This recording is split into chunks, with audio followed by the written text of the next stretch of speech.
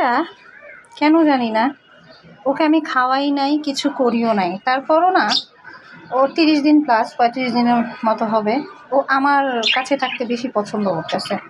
আমি জানি না কেন। ওকে যদি আমি এই খাঁচার ভেতরে দিয়ে ও আর ঢুকতে চাচ্ছে না, কারণ এই খাঁচার সাথে ওর ভাল লাগে না। এই দেখেন আমি ছেড়ে দিছি, কিন্তু ও কিন্তু খাঁচায় ঢুকতে চাচ্ছে না। এই যে আমার হাত ছাড়া, ওই যে ওরা মারে, বাপ মা মারে, এই জন্য এই খাঁচায়ও ঢুকতে চায় না। আবার মাঝে মাঝে ওকে যদি এই খাঁচায় আনি তখন সে খুব আগ্রহ নিয়ে ঢুকে। এই যে এখন দেখেন খুব আগ্রহ তার এখানে ঢোকার। আর একটু আগে কী হয়েছিল জানেন? একটু আগে সে এই খাঁচায়ও থাকবে না, সে ঘুমাবে, সে আমার কোলে গিয়ে রুমের ভিতরে ঘুমাচ্ছিল। তো আমি এই জন্য নিয়ে আসলাম। আরও 2 দিন আমি ওর ঘুমানো ভিডিওটা দেখছি, দেখেন স্ট্রেচিং করছে। সে ঘুমিয়েছিল প্রায় 10 মিনিটের মতো। আমার কাজ আছে, তাই ওকে উঠায় নিয়ে এসে আবার এখানে ঢুকাই দিলাম, কারণ এখনও পোষ মানানো না, আমি ওকে খাওয়াই নাই, কিছুই করাই নাই। তারপর কেন জানি না আলহামদুলিল্লাহ খুব পোষ মেনেছে আমার, আমি জানি না কেন।